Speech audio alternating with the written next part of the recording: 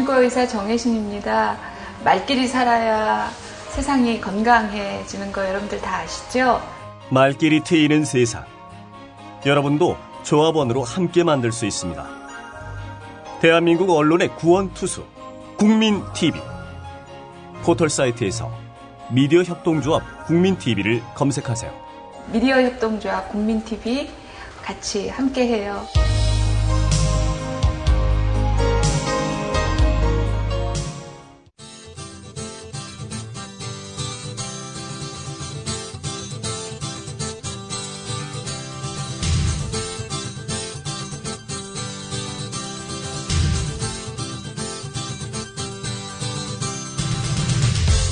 투박하지만 정직하다. 비평을 비평하는 남자 서영석. 그가 바라본 세상. 사설과 칼럼을 통해 오늘을 짚어본다. 서영석의 라디오 비평.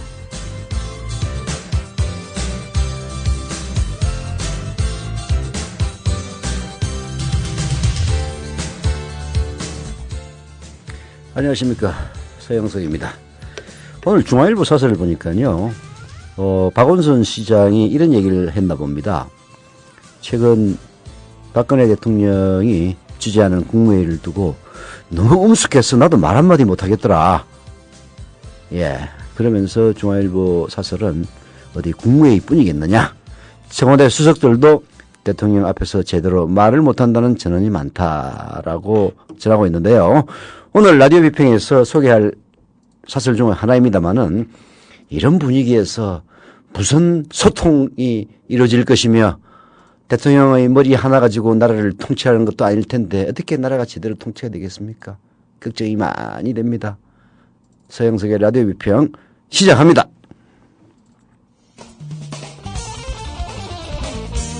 함께하고 계신 방송은 정치평론가 서영석 미디어 협동조합 이사가 진행하는 라디오 비평입니다.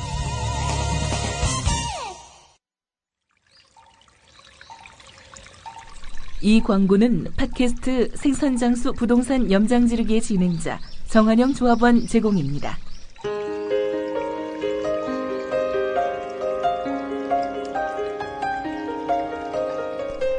안녕하십니까. 국민TV 조합원 여러분, 노무현입니다. 여러분, 그 토건족들이나 일부 지주 세력들을 위한 부동산 투기 정책을 과감하게 포기해야 합니다. 부동산 시장의 안정은 노력하는 시민들이 부동산을 고루 취득하는 것입니다. 이제 시민들이 뭉쳐 올바른 부동산 정책을 요구해야 합니다. 4대강 사업으로 만신창이 된 이 국토를 살리고 주거 환경을 지켜내는데 시민들의 조직된 힘이 필요합니다. 조합원 여러분, 힘을 모아주십시오. 이 광고는 팟캐스트 생선장수 부동산 염장지르기의 진행자 정한영 조합원 제공이었습니다. 5월 고 노무현 대통령 목소리로 온누리에 알리고자 하는 말이 있으신 분은 국민TV 홈페이지를 통해 신청하십시오. 생방송과 팟캐스트를 통해서도 동시에 보내드립니다.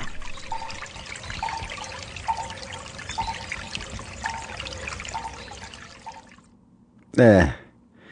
오늘 한겨레신문 사설 보니까 종편에 대해서 아주 독하게 비판을 했더라고요. 이명박 정권 때 날치기로 탄생한 종편은 애초 태어나지 말았어야 할 방송이다. 종편은 이미 정상적인 미디어라고 부를 수 없는 지경에 이르렀다.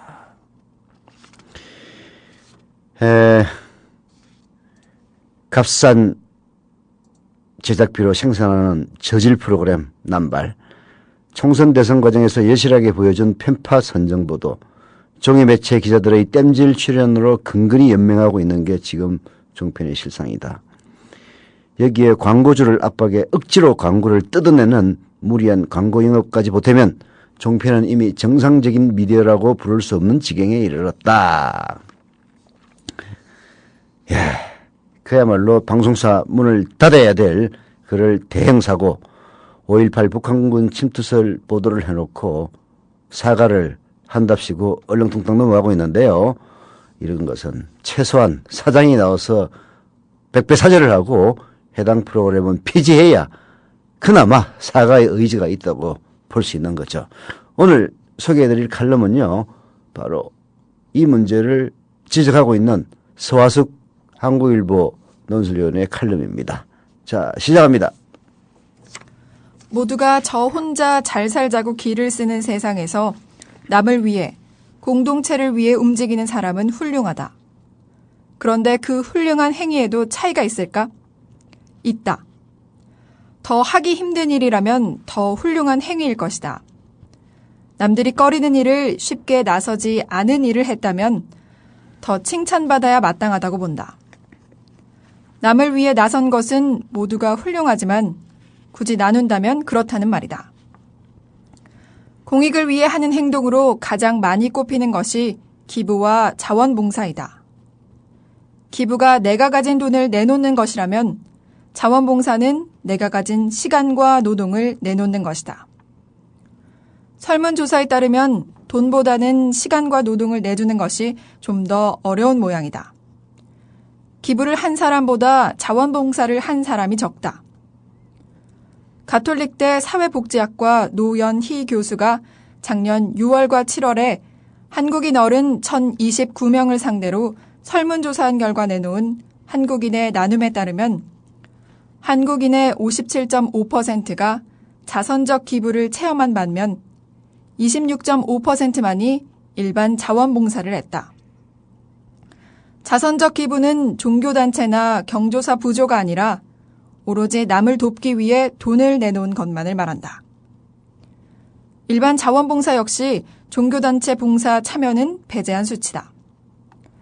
그야말로 온전히 남이 잘 되기를 바라서 한 기부와 봉사이다.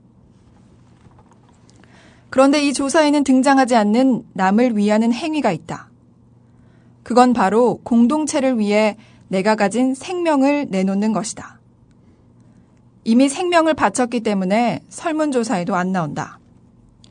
일제 식민지 시절 독립운동에 몸바친 이들, 전쟁터에서 조국을 지키기 위해 목숨을 잃은 이들이 그렇다. 가까이는 독재 시절 민주화를 위해 목숨을 바치는 것도 같은 행위다. 그렇죠.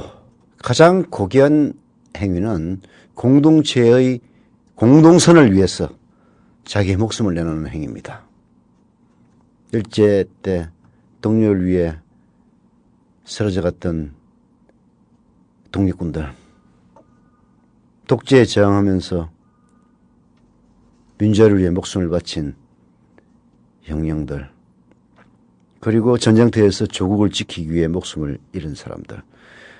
우리 사회의 가장 큰 문제점은요, 이미 죽은 자에 대해서는 배려가 없다는 겁니다. 친일파는 살아남고 독립군은 죽었기 때문에 친일파가 더 우대받는다는 이 참 그야말로 어처구니 없는 현실 속에서 그야말로 이명박이나 박근혜 대통령 같은 사람들이 등장하는 게 아닌가 하는 그런 생각입니다. 서우스 기자의 이 긴 서론은 역사 왜곡 방송이 퇴출되지 않는다면 이라는 이야기를 하기 위해서인데요. 계속 읽어봅시다. 그런데 일제 때 독립운동이나 전쟁터에서 목숨을 잃은 행위의 가치를 아는 이들이 독재 정부에서 민주주의를 지키기 위해 목숨을 잃은 의미를 부정하는 사례가 언제부터인지 한국 사회를 악령처럼 떠돌고 있다. 만일 이들이 독재 시절 목숨을 내놓고 싸우지 않았다면 지금 한국인들이 누리는 자유와 민주주의는 없었다. 그들은 오늘을 살고 있는 너와 나를 위해 그들의 가장 중요한 것, 생명을 내놓았다. 멀리는 4.19 혁명부터 가까이는 5.18 광주 민주화 운동까지가 모두 그런 행위다. 이건 상식이고 역사다. 네. 민주주의를 지키기 위해서 목숨을 잃은 사람들, 그들이 없었다면 오늘나라의 자유는 없죠. 박정희 정권이 계속됐다고 생각해 보십시오. 제가 방송에서 이런 얘기 떠들면 당장 중앙정부에 끌려가가지고 거꾸로 매달려서 빨개 벗겨가지고 온몸에 털이 뽑히고 있을지도 모릅니다. SK라고 불렸던 공화당 재정위원장을 했던 김성곤 씨가 실제로 박정희 정권 시절 중앙정부부에 끌려가가지고 콧수염을 몽땅 다 뽑힌 일도 있고요. 돌아가신 계은재 선생 이런 분들은 그야말로 빨개 벗겨서 고문을 당하기도 했습니다. 노무현 김대중 대통령 시절 만약 박정희 정권이 계속됐다면은 물론 또 그때 붙어가지고 빌붙어서 잘 살았을지도 모르지만은 노무현 대통령이나 김대중 대통령을 그런 식으로 원색 공격해가지고 그야말로 신문사가 공중분해되지 않고 살아남았겠습니까? 민주화를 위해서 싸우고 목숨을 바친 이들의 덕분 때문에 그야말로 주동아리 놀리는 총팬이나 보수신문들도 있는 겁니다. 그러나 그들은 그 고마움을 전혀 모르죠. 언론 자유에 대해서는 그야말로 콧대가리만큼도 기여를 하지 않은 사람들이 그 언론 자유는 가장 1200% 누리고 있는 것이 오늘날 한국 사회의 기형적인 모습입니다. 서하숙 기자의 칼럼 계속 읽어봅시다.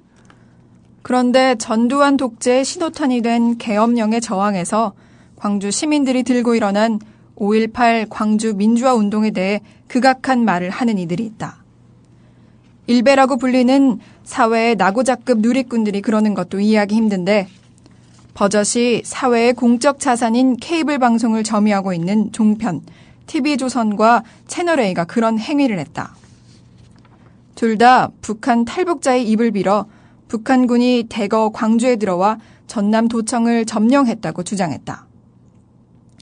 이것은 몇 년 전부터 뉴라이트 계열 인사들이 언급해온 황당한 소리로 당시 광주를 취재했고 이제는 수구꼴통 인사로 분류되는 조갑재 씨마저 부인하는 내용이다. 그들이 목숨 바쳐가며 얻은 민주주의의 뜻에 따라 이들의 망언에 자정작용이 작용되길 기대했지만 그 결과는 공익적이어야 할 방송이 망언을 중계하는 실정에까지 이르렀다. 정말 심각한 문제이다. 그리고 지금까지 이에 대해 방송통신심의위원회로부터 어떤 제재가 내려졌다는 말을 듣지 못했다. 다만 시민들이 이 같은 어처구니 없는 행동에 반대해서 시청 거부, 계열 신문에 대한 불매운동을 벌여야 한다는 소리가 있을 뿐이다. 이건 시민에 앞서 정부가 나서야 할 중대한 잘못이다. 만일 이런 식으로 역사 왜곡을 방치한다면 누가 더 나은 사회를 위해 자기가 가진 것을 내놓겠는가? 자유와 민주주의를 위해서 생명을 바칠 사람이 어디 있겠는가? 그 결과는 북한과 같은 독재 국가가 되는 것뿐이다. 그러니 지금 당장 정부가 나서야 한다. 방송통신심의위원회는 채널A와 TV조선의 문제 프로를 즉각 중단하게 하고 해당 방송사에 가장 엄격한 제재를 내려야 한다. 그래야 한국 사회가 공유해야 할 상식선의 역사인식이 무너지지 않는다. 그래야 한국 사회가 민주국가로 길이 살아남을 수 있다. 네. 서하숙 기자의 역사 왜곡 방송이 퇴출되지 않는다면 이라는 제목의 한국일보 칼럼인데요. 5월 24일자입니다. 사실 5.18의 북한군 개입이라는 것은 역사적으로 이미 이 사실이 아닌 것으로 입증이 됐고요. 상식적으로 조금이라도 개입이 있었다면 하다못해 간첩 찌끄러기라도 개입을 했다면 신군부가 그대로 두었겠습니까? 그야말로 북한의 지령에 의해서 광주 폭동을 일으켰다고 온 지랄병을 다 했지.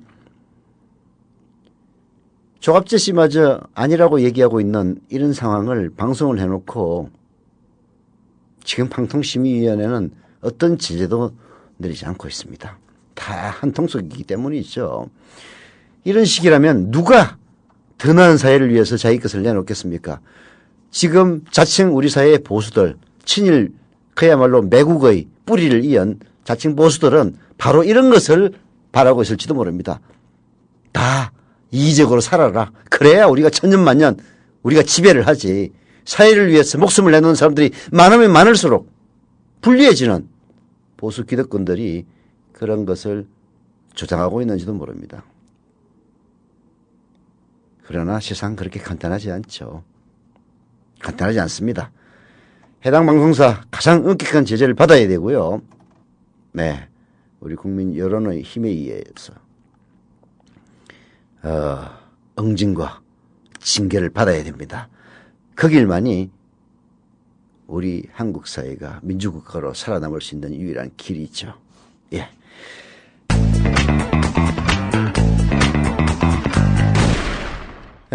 최근 뉴스타파의 활약에 우리 국민TV 조합원들 뭐 합체라는 얘기도 많이 있고요. 부러워하시는 분들도 많이 있는 줄로 압니다.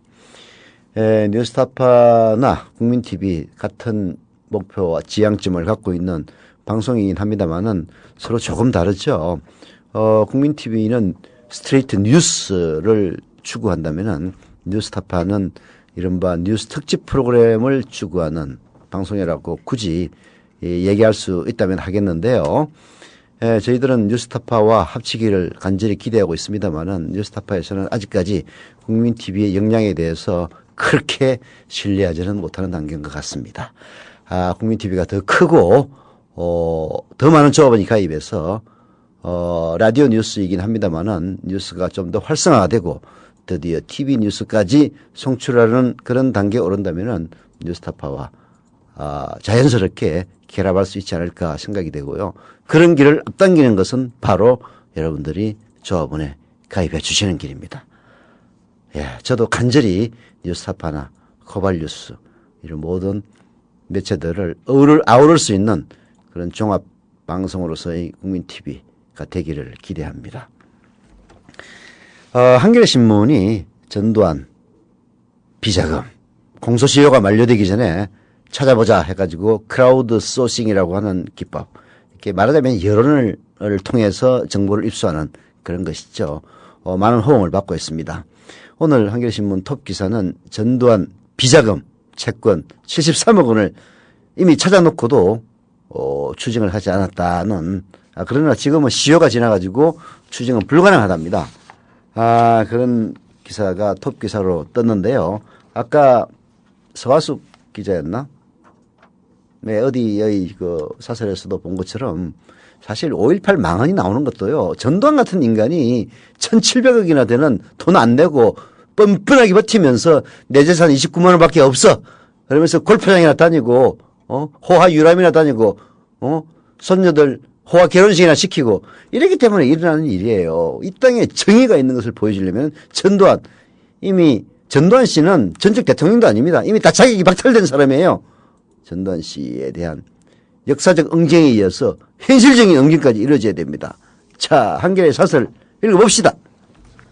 한겨레가 창간 25도를 맞아 지난 20일부터 독자들과 함께 전두환 전 대통령의 숨은 재산을 찾아내는 크라우드 소싱 방식의 협업 취재를 진행하고 있다.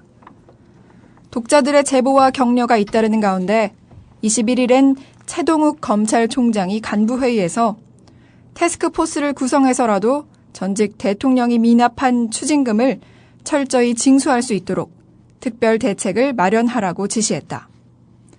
이 땅에 정의가 살아있다면 일찍이 했어야 할 일들이다. 민중 항쟁을 유혈 진압하고 권력을 탈취해 천문학적 규모의 부정축제를 해놓고도 전 재산은 29만 원이라고 발뺌하는 전 씨가 여전히 전직 대통령 행세를 하며 골프장을 유유히 드나들고 있는 것은 국민에 대한 우롱이 아닐 수 없다.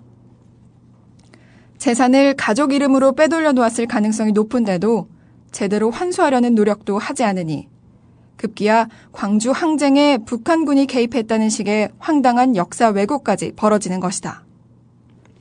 전 씨에 대한 응징은 법과 역사를 바로잡는 차원에서라도 반드시 이뤄져야 한다. 정말 너무나도 당연한 얘기죠.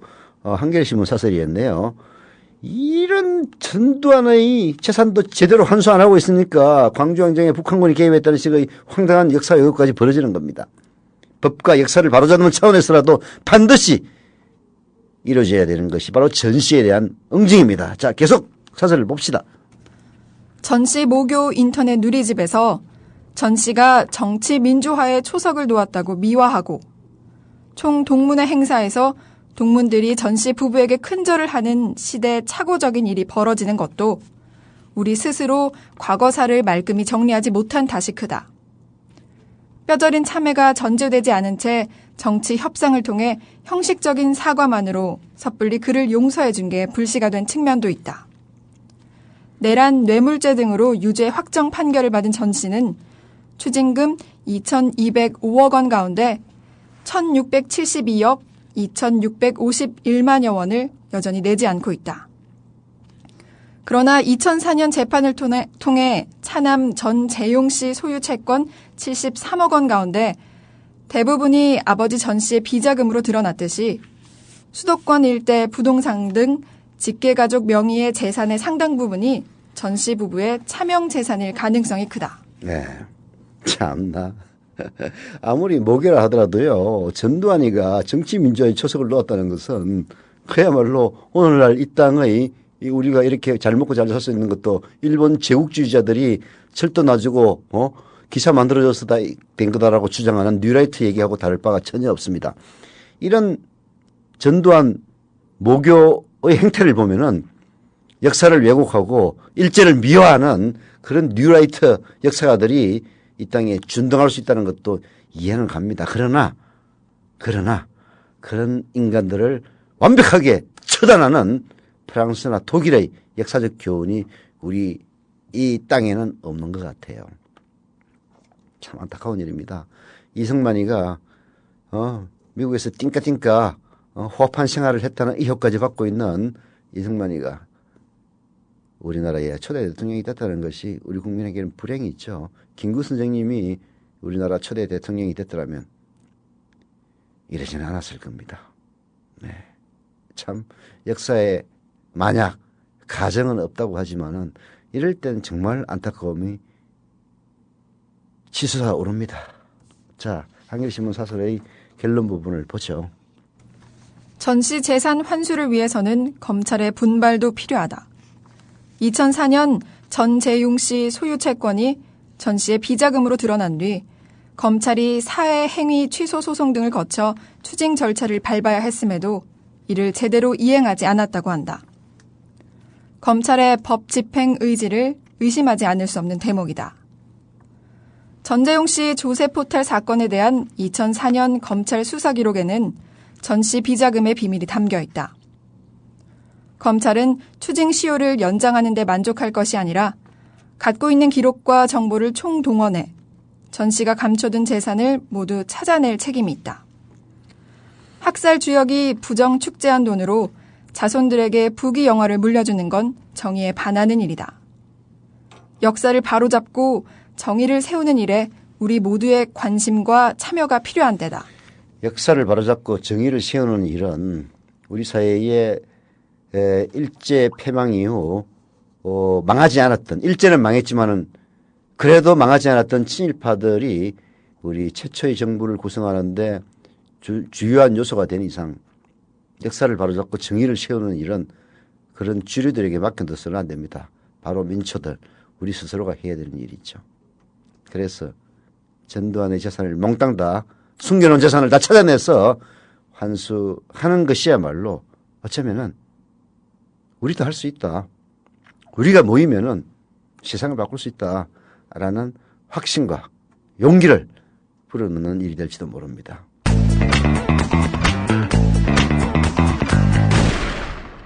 이런 분이 올린 글이 재미있어서 부분적으로만 소개를 해드리겠습니다. 어제 제가 했던 그 비평 중에서 한나 아렌트 얘기가 나왔었는데요. 거기에 대한 글입니다.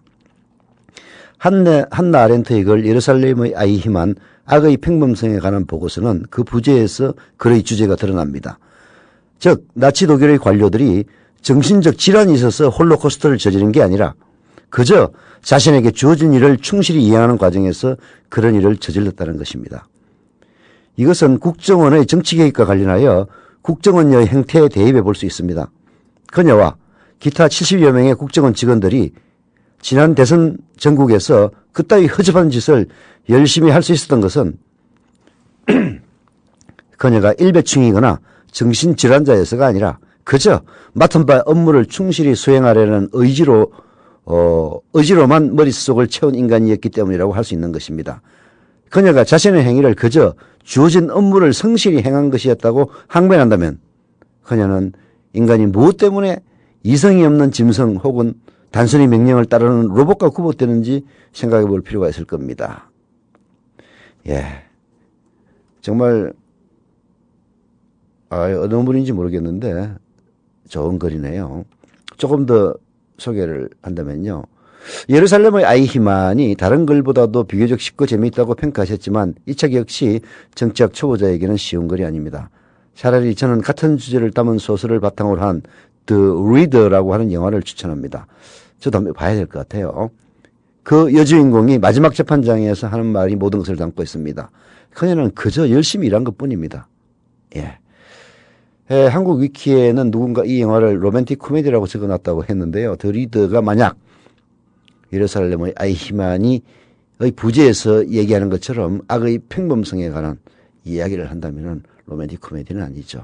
자, 여러분들에게도 더 리더라는 영화를 검색해서 보기를 추천을 드립니다. 예. 자, 제가 선택한 또 다른 칼럼은 중앙일보 칼럼 새 홍보수석으로 쇄신 의지를 보여라. 박근혜 대통령에게 보내는 이야기인데요. 읽을만 합니다. 무엇보다 박 대통령의 인사 스타일이 문제였다. 박 대통령은 사건 직후 10길 물속은 알아도 한 길 사람 속은 모른다는 말이 괜히 있는 게 아니라는 생각을 많이 한다고 윤 씨를 탓했지만 적어도 윤 씨에 관한 한 적절치 않은 발언이었다.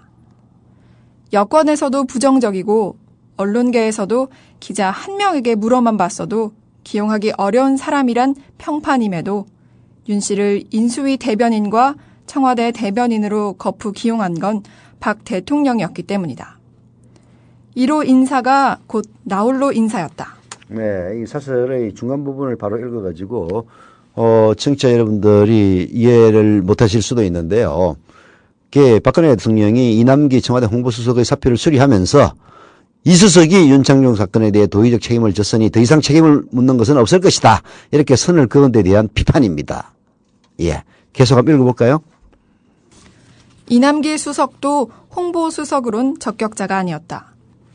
대통령에게 돈과 공천권이 있던 시절과 달리 말만 남은 요즘엔 홍보수석이 사실상 왕수석이다.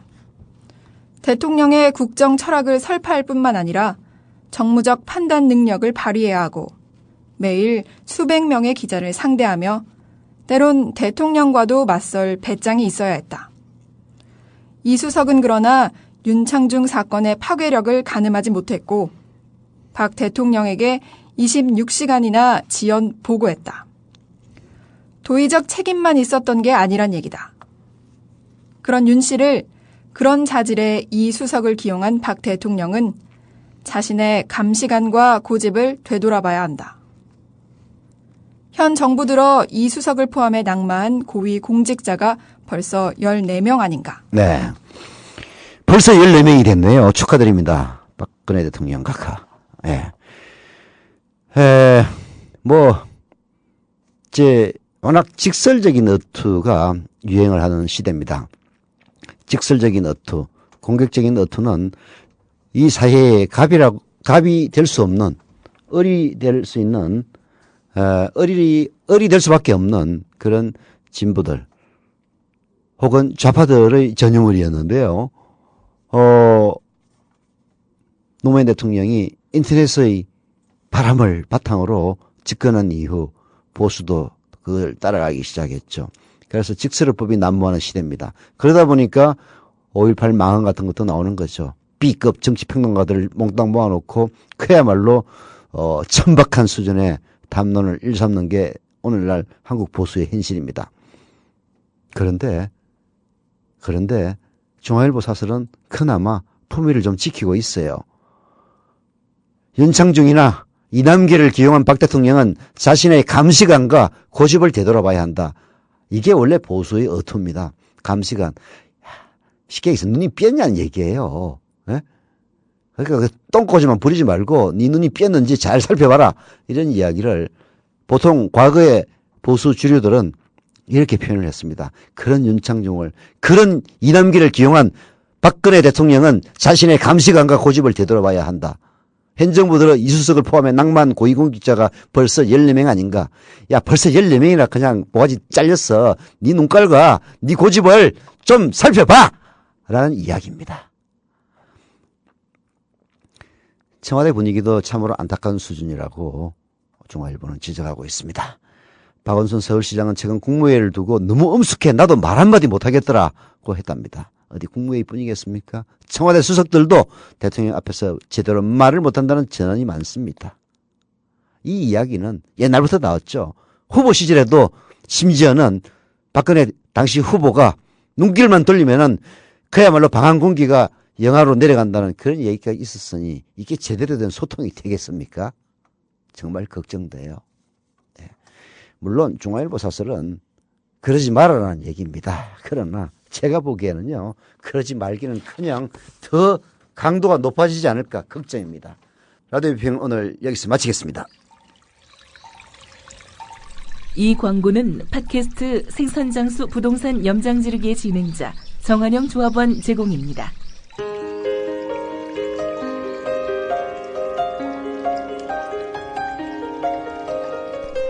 안녕하십니까. 국민TV 조합원 여러분, 노무현입니다.